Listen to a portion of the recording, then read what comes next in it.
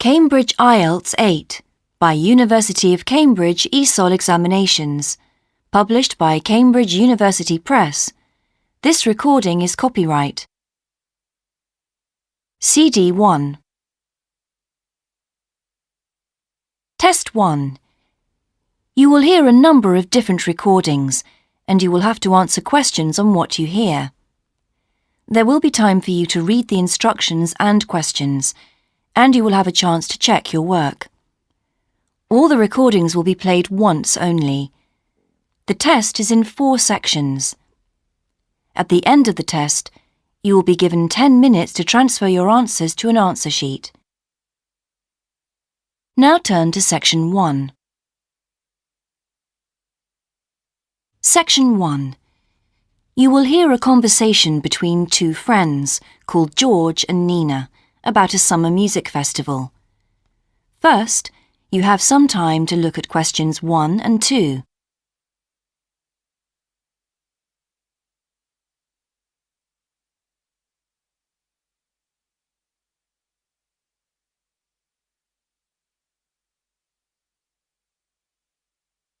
You will see that there is an example that has been done for you. On this occasion only, the conversation relating to this will be played first. Hi, George. Glad you're back. Loads of people have phoned you. Really? I felt just like your secretary. Sorry. I went into the library this afternoon to have a look at a newspaper and I came across something really interesting. What? A book? No, a brochure from a summer festival, mainly Spanish music. Look, I've got it here. George says that he found a brochure from a festival, so B has been circled as the answer. Now we shall begin. You should answer the questions as you listen, because you will not hear the recording a second time. Listen carefully and answer questions 1 and 2. Hi, George. Glad you're back. Loads of people have phoned you. Really? I felt just like your secretary. Sorry. I went into the library this afternoon to have a look at a newspaper and I came across something really interesting. What? A book? No, a brochure from a summer festival, mainly Spanish music. Look, I've got it here. Spanish music? I really love the guitar. Let's have a look. So what's this group, Guittarini? They're really good. They had a video with all the highlights of the festival at a stand in the lobby to the library, so I heard them. They play fantastic instruments, drums and flutes and old kinds of guitars. I've never heard anything like it before. Sounds great. Okay, shall we go then? Spoil ourselves? Yes, let's. The only problem is there aren't any cheap seats. It's all one price. Well, in that case, we could sit right at the front. We'd have a really good view. Yeah, though I think that if you sit at the back, you can actually hear the whole thing better. Yes. Anyway, we can decide when we get there. Before you hear the rest of the conversation, you have some time to look at questions 3 to 10.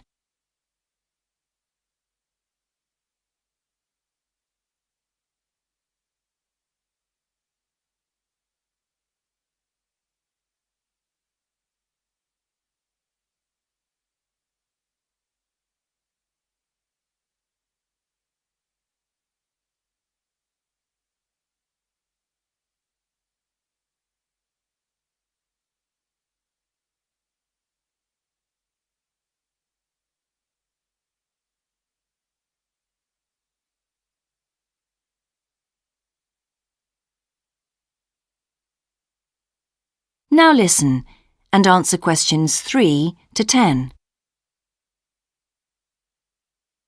So will you fill in the form or shall I? I'll do it. Name, George O'Neill. Address, 48 North Avenue, Westsea. Do you remember our new postcode? Still can't remember it. Just a minute. I've got it written down here. WS6 2YH. Do you need the phone too?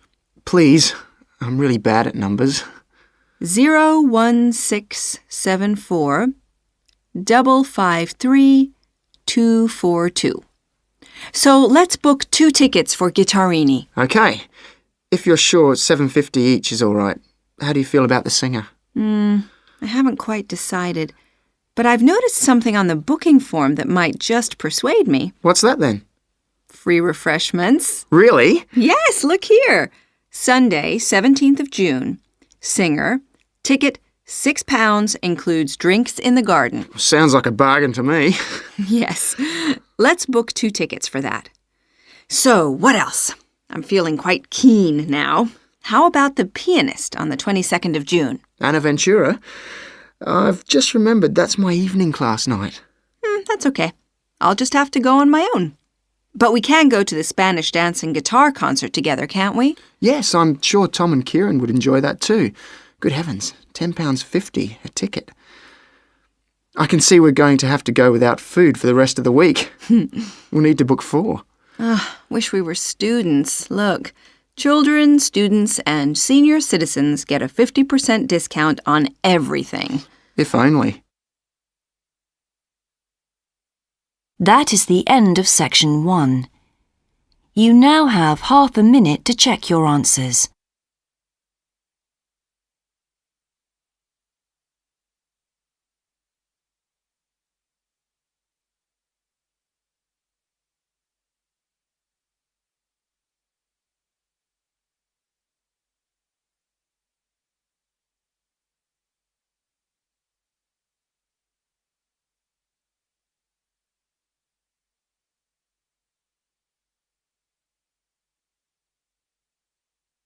Now turn to section 2.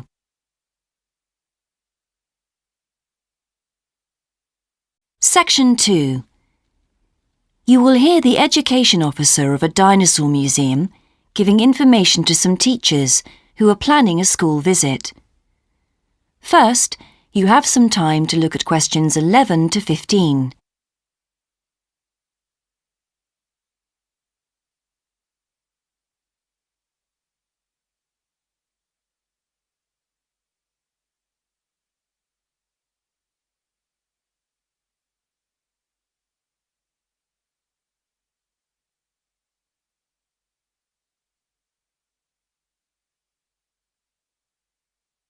Now listen carefully and answer questions 11 to 15.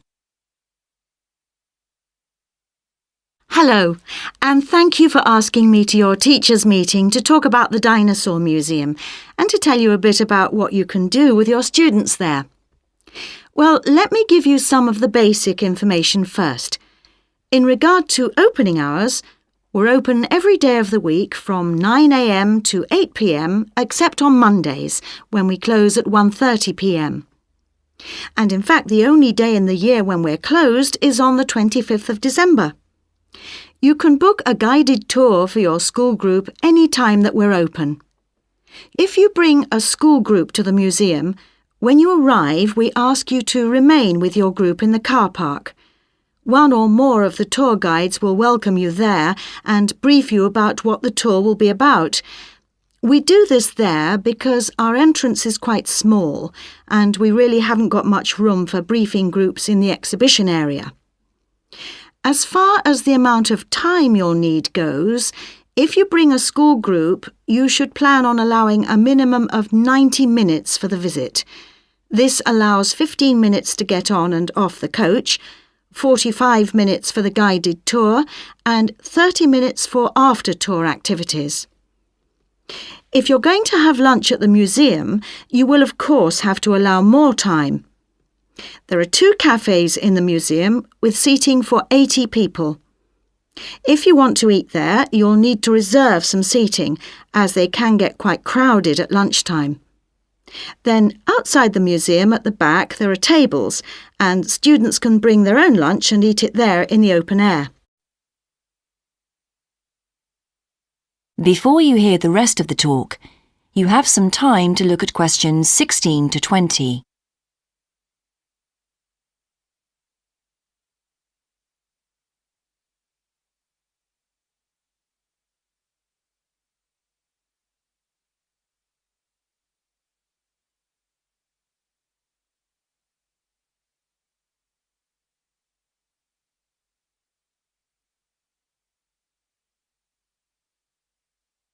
Now listen and answer questions 16 to 20. When the students come into the museum foyer, we ask them to check in their backpacks with their books, lunchboxes, etc. at the cloakroom before they enter the museum proper. I'm afraid in the past we have had a few things gone missing after school visits, so this is a strict rule. Also, some of the exhibits are fragile and we don't want them to be accidentally knocked. But we do provide school students with handouts with questions and quizzes on them. There's so much that students can learn in the museum, and it's fun for them to have something to do. Of course, they'll need to bring something to write with for these. We do allow students to take photographs. For students who are doing projects, it's useful to make some kind of visual record of what they see that they can add to their reports.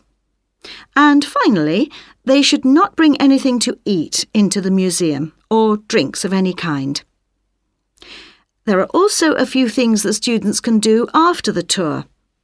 In the theaterette on the ground floor, there are continuous screenings of short documentaries about dinosaurs which they can see at any time. We used to have an activity room with more interactive things like making models of dinosaurs and drawing and painting pictures, even hunting for dinosaur eggs. But unfortunately, the room was damaged in a bad storm recently when water came in the roof, so that's closed at the moment. But we do have an IT centre where students have access to CD-ROMs with a range of dinosaur games. These games are a lot of fun, but they also teach the students about the lives of dinosaurs, how they found food, protected their habitat, survived threats, that kind of thing. And I think that's all I have to tell you. Please feel free to ask any questions if you would like to know anything else about. That is the end of section 2. You now have half a minute to check your answers.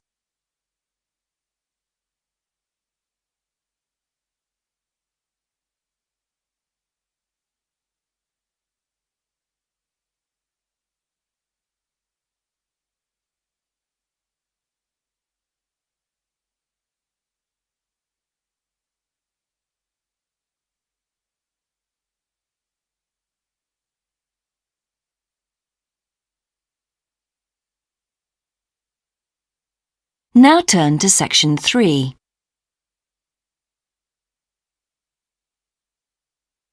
Section 3. You will hear a student called Sandra talking to her tutor about a draft proposal she has written for a competition.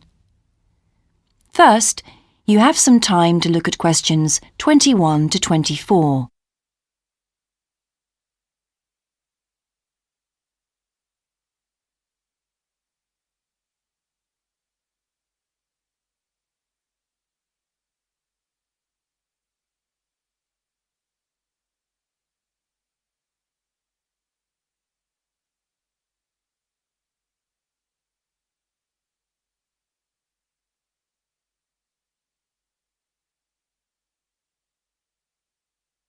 Now listen carefully and answer questions 21 to 24. Right, Sandra. You wanted to see me to get some feedback on your group's proposal, the one you're submitting for the Geography Society field trip competition. Uh-huh. I've had a look through your proposal, and I think it's a really good choice.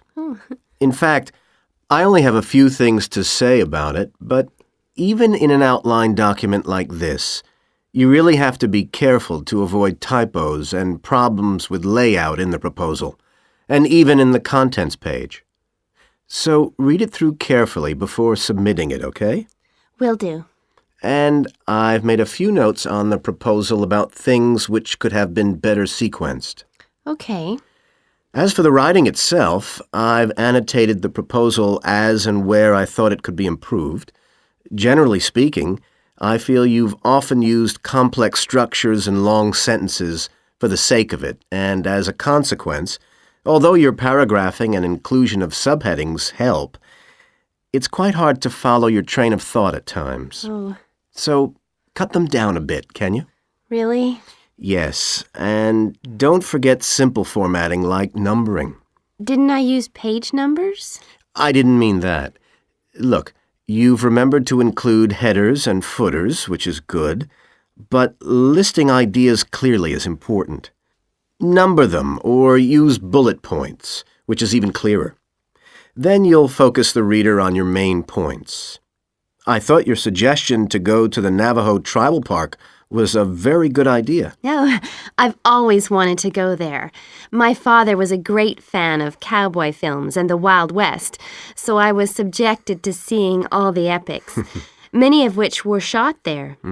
As a consequence, it feels very familiar to me, and it's awesome, both geographically and visually. So it's somewhere I've always wanted to visit. The subsequent research I did and the online photographs made me even keener. Before you hear the rest of the conversation, you have some time to look at questions 25 to 30.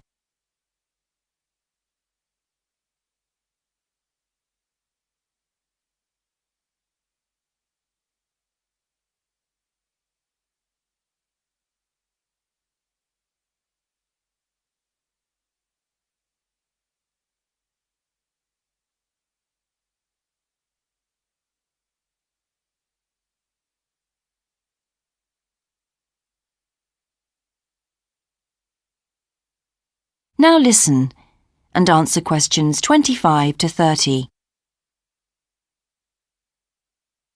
Interesting. Right, let's look at the content of your proposal now. Did you find it comprehensive enough? Well, yes and no. You've listed several different topics on your contents page, but I'm not sure they're all relevant. No? Well, I thought that from the perspective of a field trip, one thing I needed to focus on was the sandstone plateau and cliffs themselves. The way they tower up from the flat landscape is just amazing. The fact that the surrounding softer rocks were eroded by wind and rain, leaving these huge outcrops high above the plain. It's hardly surprising that tourists flock to see the area. Well, yes, I'd agree with including those points. And then the fact that it's been home to Native American Navajos and all the social history that goes with that. The hardships they endured trying to save their territory from the invading settlers. Their culture is so rich. All those wonderful stories. Well, I agree it's interesting, but it's not immediately relevant to your proposal, Sandra, so at this stage, I suggest you focus on other considerations. I think an indication of what the students on the trip could actually do when they get there should be far more central, so that certainly needs to be included and to be expanded upon. And I'd like to see something about the local wildlife and vegetation, too. Not that I imagine there's much to see. Presumably the tourist invasion hasn't helped. Okay, I'll do some work on those two areas as well. But you're right, there's not much apart from some very shallow-rooted species. Although it's cold and snowy there in the winter, the earth is baked so hard in the summer sun that rainwater can't penetrate. So it's a case of flood or drought, really. So I understand. Now, before we look at everything in more detail, I've got a few factual questions for you. It would be a good idea to include the answers in your finished proposal, because they're missing from your draft. Fine. So you mentioned the monoliths and the spires, which was good. But what area does the tribal park cover? Do you know? 12,000 hectares, and the plain is at about 5,850 meters above sea level. Larger than I expected. Okay, where's the nearest accommodation? That's a practical detail that you haven't included. Have you done any research on that? Yes, there's nowhere to stay in the park itself, but there's an old trading post called Goulding quite near. All kinds of tours start from Goulding, too. What kind of tours? Well, the most popular are in four-wheel drive Jeeps, but I wouldn't recommend hiring those. I think the best way to appreciate the area would be to hire horses instead and trek around on those. Biking is not allowed, and it's impossible to drive around the area in private vehicles. The tracks are too rough. Okay. Lastly, what else is worth visiting there? There are several caves, but I haven't looked into any details. I'll find out about them. Okay, good. Now what I'd like to know is more about... That is the end of section 3. You now have half a minute to check your answers.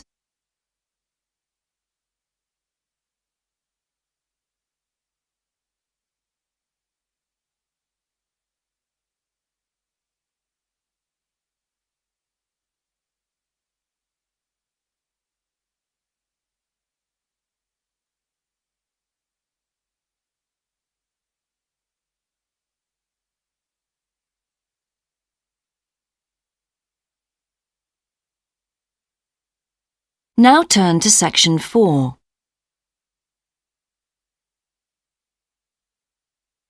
Section 4. You will hear a lecturer's introduction to a geography module.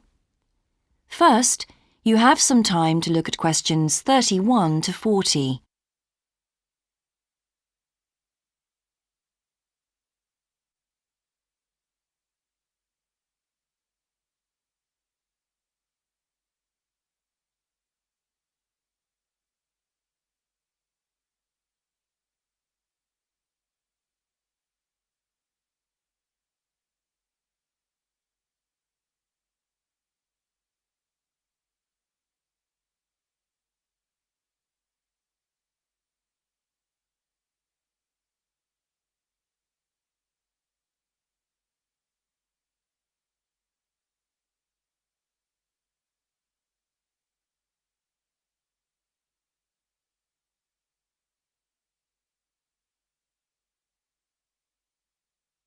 Now listen carefully and answer questions 31 to 40.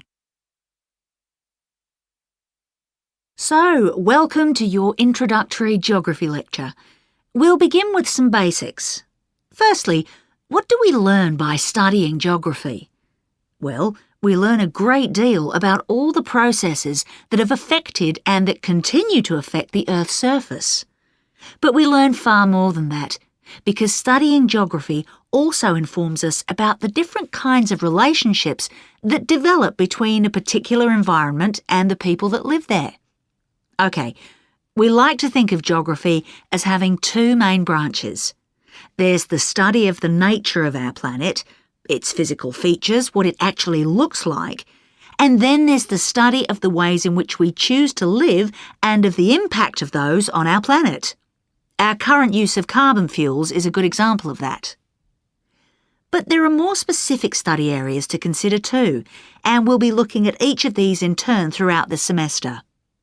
These include biophysical geography, by which I mean the study of the natural environment and all its living things. Then there's topography. That looks at the shapes of the land and oceans. There's the study of political geography and social geography too, of course, which is the study of communities of people. We have economic geography, in which we examine all kinds of resources and their use, agriculture, for example. Next comes historical geography, the understanding of how people and their environments and the ways they interact have changed over a period of time. And urban geography, an aspect I'm particularly interested in, which takes as its focus the location of cities, the services that those cities provide, and migration of people to and from such cities. And lastly, we have cartography. That's the art and science of map making. You'll be doing a lot of that. So, to summarise before we continue, we now have our key answer. Studying this subject is important because without geographical knowledge, we would know very little about our surroundings and we wouldn't be able to identify all the problems that relate to them. So, by definition, we wouldn't be in an informed position to work out how to solve any of them.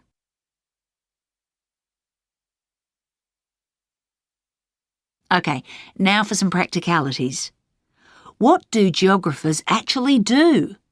Well, we collect data to begin with. You'll be doing a lot of that on your first field trip. How do we do this? There are several means. We might, for example, conduct a census, count a population in a given area perhaps. We also need images of the Earth's surface which we can produce by means of computer generation technology or with the help of satellite relays. We've come a very long way from the early exploration of the world by sailing ships, when geographers only had pens and paper at their disposal. After we've gathered our information, we must analyse it. We need to look for patterns, most commonly those of causes and consequences. This kind of information helps us to predict and resolve problems that could affect the world we live in. But we don't keep all this information confidential. We then need to publish our findings so that other people can access it and be informed by it. And one way in which this information can be published is in the form of maps. You'll all have used one at some stage of your life already. Let's consider the benefits of maps from a geographer's perspective.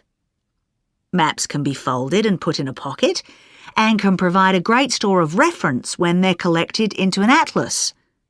They can depict the physical features of the entire planet if necessary, or just a small part of it in much greater detail. But there is a drawback. You can't exactly replicate something that is three-dimensional, like our planet, on a flat piece of paper, because paper has only 2 dimensions. And that means there'll always be a certain degree of distortion on a map. It can't be avoided. We can also use aerial photographs, pictures taken by cameras at high altitude above the Earth. These are great for showing all kinds of geographical features that are not easy to see from the ground. You can easily illustrate areas of diseased trees, or how much traffic is on the roads at a given time, or information about deep seabeds, for example. Then there are Landsats. These are satellites that circle the Earth and transmit visual information to computers at receiving stations. They circle the Earth several times a day and can provide a massive information. You'll all be familiar with the information they give us about the weather, for example. So what we're going to do now is look at a short presentation in which you'll see all these tools. That is the end of section 4. You now have half a minute to check your answers.